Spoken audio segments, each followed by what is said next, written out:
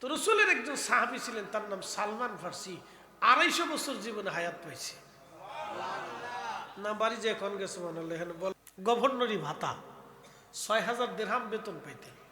তো যেই দিন বেতন পাইতেন তারপরের দিন সকালবেলা ফজরের নামাজ পড়ে ইরাকের যত গরিব মানুষ আছে সবাইরে ডাইকে নিয়ে সব গরিব মানুষের মধ্যে টাকাগুলি বন্টন করে দিতেন। আচ্ছা বলেন তো, আমরা অর্থকরীর পাগল না? কথা কন না কে? শ্রোতা বক্তা সবাই কিন্তু টাকার পাগল। কি জোরে বলেন? শ্রোতা বক্তা সবাই কি টাকার পাগল? আমার বাদ দিইনি, কিন্তু আমি বড় পাগল। শ্রোতা বক্তা সবাই টাকার পাগল। কেউ বউয়ের পাগল, কেউ বাচ্চার পাগল, কেউ জমির পাগল। এক একজনে এক এক নেশা। কেউ টাকা হইলে জমি রাখে, কেউ টাকা হইলে বাড়ি করে, কেউ টাকা হইলে গাড়ি কিনে। আবার আমরা যারা ইয়াং জেনারেশন ছোট পোলাপান আছে এরা সব মোটরসাইকেলের পাগল, ভালো একটা মোবাইলের পাগল। কি কথা কন না কেন? পুরুষরা হলো মোটরসাইকেলের পাগল, আর মেয়েরা হলো ভালো একটা মোবাইল ফেলে পাগল। কেমনে টিকটক বানাইবো হেতার পাগল। ওরে বাপরে বাপ, সর্বনাশ! কি পরিমাণে যে বেহায়াপনা এটা বোঝা যায়। কি কথা কন না কেন? এটা চলতেছে আজকে। তো মনোযোগ দিন। তো রসুলের একজন সাহাবী ছিলেন, তার নাম সালমান ফার্সি।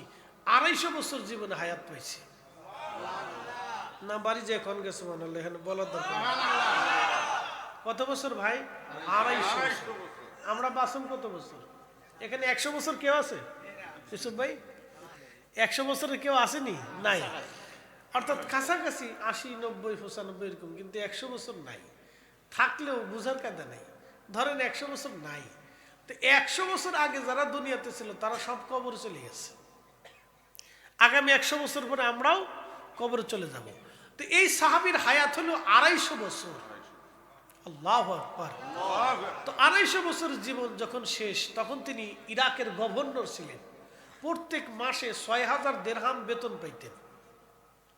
গভর্নরি ভাতা 6000 দিরহাম বেতন পাইতেন। তো যেই দিন বেতন পাইতেন তারপরের দিন সকালবেলা ফজরের নামাজ পড়ে ইরাকের যত গরিব মানুষ আছে সবাইরে ডাইকে নিয়ে সব গরিব মানুষের মধ্যে টাকাগুলি বন্টন করে দিতেন। আর আমাদের নেতারা খালি সুইস ব্যাংকে টাকা পাঠাবে আর বেগম পাড়া বাড়ি বানাবে।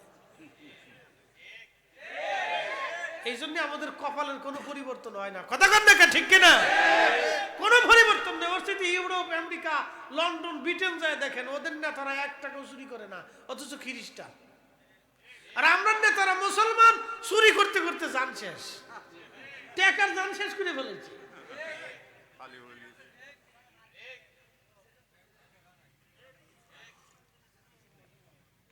অবস্থা খারাপ।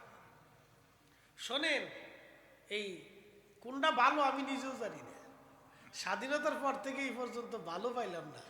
আগামীতে কপালে আমাদের কি আছে তাও জানি না, কইতে পারতেছি না কোনটা ভালো কোনটা মন্দ। 5 বছর পরেই বোঝা যাবে।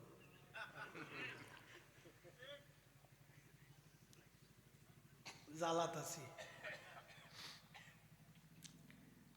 তো সালমান ফার্সি রাদিয়াল্লাহু আনহু ইন্তেকাল করার সময় খুব কাঁদতেছে।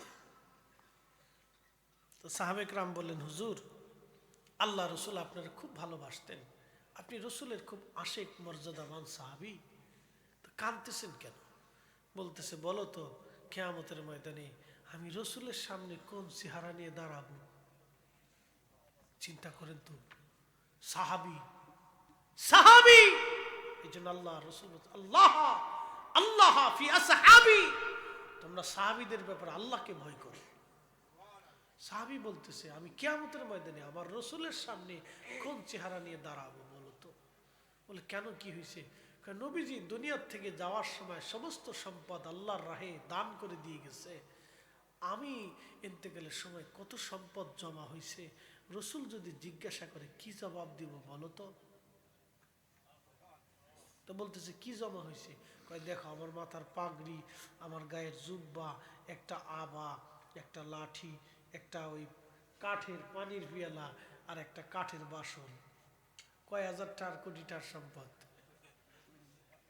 একটা কাঠের বাসন, আর একটা কাঠের পিয়ালা, আর একটা কাঠের লাঠি, আর একটা ফাগড়ি, আর একটা জুব্বা, আর এই জুব্বার উপরে যে আবা গায়ে দিছে না, আমার আগে সালি সাহেব যেটা আবা গায়ে দিছে না, ওই আবা।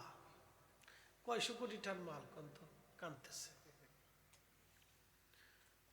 যালিকা লিমান খাশিয়া রাব্বা, তারা আল্লাহকে ভয় করত যে আমি রসুলের সামনে কোন চেহারা নিয়ে দাঁড়াবো, হাই হাই জবাব কি দেবো আমি যদি রসুল আমাকে জিজ্ঞাসা করে। ভয় পাইতেছে, খুব কাঁদতেছে। সালমান ফার্সি ডাক দিয়ে বলেন, সাহাবীরা, আমার ইন্তেকালের পরে আমার জুব্বা দিয়ে, আমার আবার কাপড় দিয়ে তোমরা আমার কাফন দাফন করবা, কাফন বানাবা। বাকি বাকি সব যা থাকবে, আমার একটা পানির পেয়ালা, কাঠের পেয়ালা, হাতের লাঠি, আমার পাগড়ির অবশিষ্ট কাপড়, আমার জুব্বা এবং আবার অবশিষ্ট কাপড়, এই সবগুলি তোমরা গরিব মানুষের মাঝে দান করে দিবা। সাবধান, কোনো কিছু নিয়ে আমি কবরে যেতে চাই না।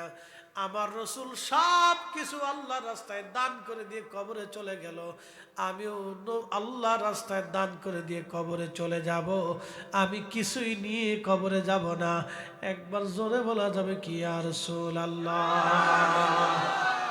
একবার জোরে বলেন আল্লাহু আকবার।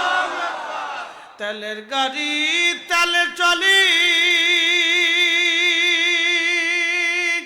হাওয়ার গাড়ি হাওয়ায় উড়ে, বিনা তেলে চালায় গাড়ি নবী সুলাইমান। আমরা সেই মুসলমান, আমরা সেই মুসলমান। আল্লাহুম্মা সাল্লি আলা সাইয়্যিদিনা মুহাম্মাদ।